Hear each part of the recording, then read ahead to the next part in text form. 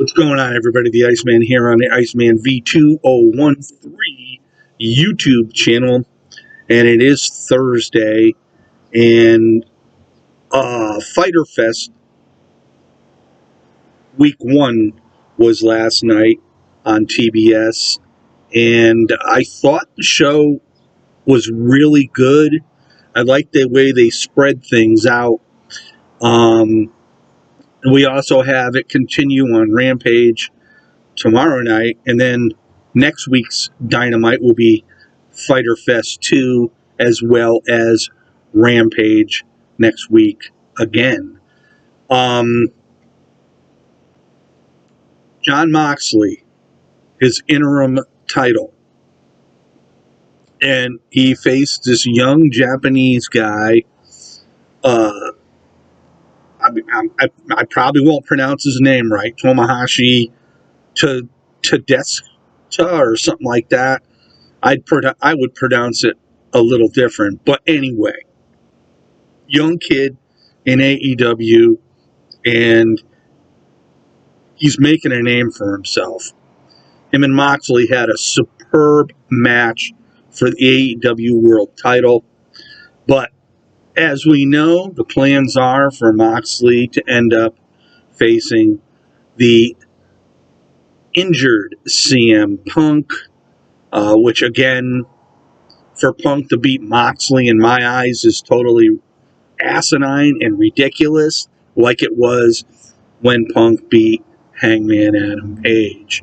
But anyhow, this was a great match. It wasn't the main event. We also had some other good matches on there as well. Wardlow faced Orange Cassidy for the TNT title.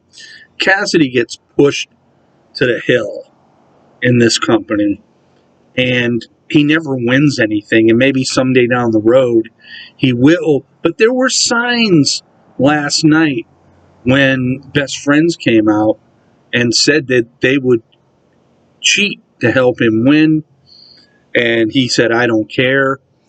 But in the long run, Wardlow retained the TNT belt in a very, very, very good match. We had to listen to Jericho with his long spiel about Eddie Kingston in the barbed wire anyplace match for next week. And then we got the rebuttal from Eddie Kingston. So what? Who cares? I'm sort of tired of Jericho and Kingston. And to be quite honest with you, Jericho will probably win because Eddie never seems to win the big matches. And I think that's wrong. These are some of the issues I do have with AEW. We had Jake Hager go off against Claudio Castagnoli, former AKA Cesaro. They used to tag team together.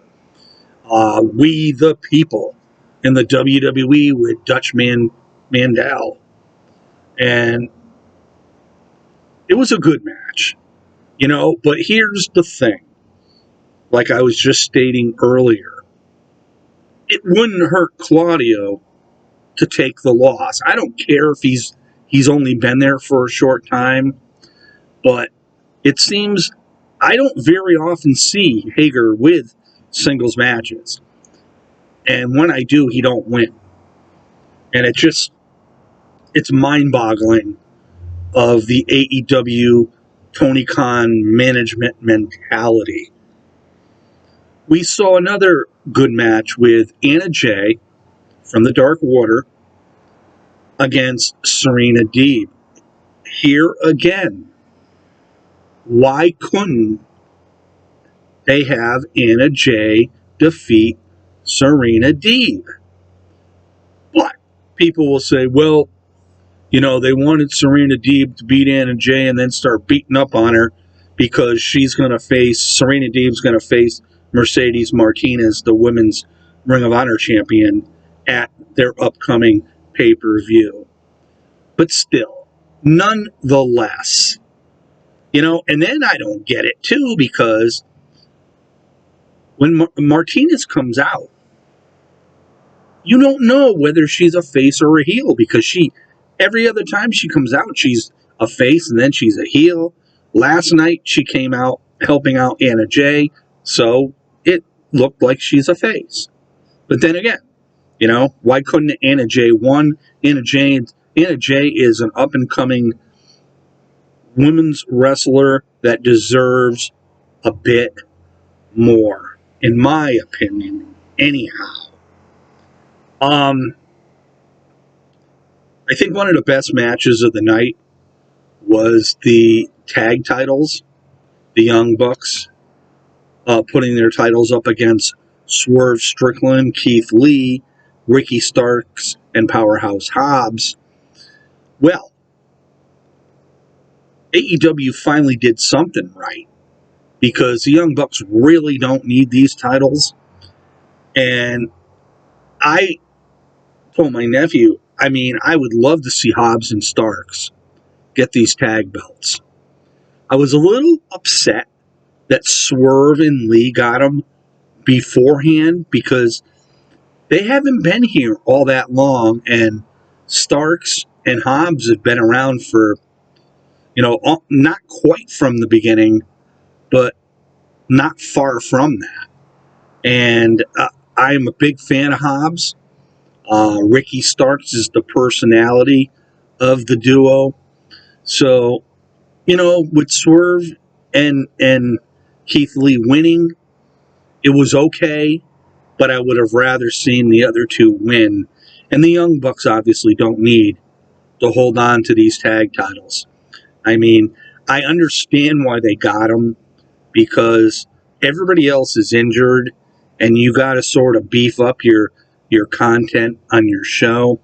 With Adam Cole out, Red Dragon out, CM Punk out, Daniel Bryan out, the list goes on. And we'll have to wait and see. And one of the things I do want to mention, though, is it seems like Christian has come out and replaced the arrogant SOB that MJF was.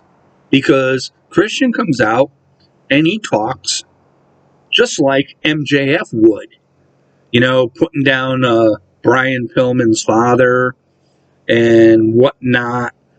And then, of course, this Luchasaurus thing, turning heel, joining Christian, sort of makes me wonder what is going to happen when Jungle Boy comes back. I'm sort of interested in that. But I have a gut feeling that Griff Garrison may end up splitting up with Brian Pillman Jr. and joining Christian and Luchasaurus.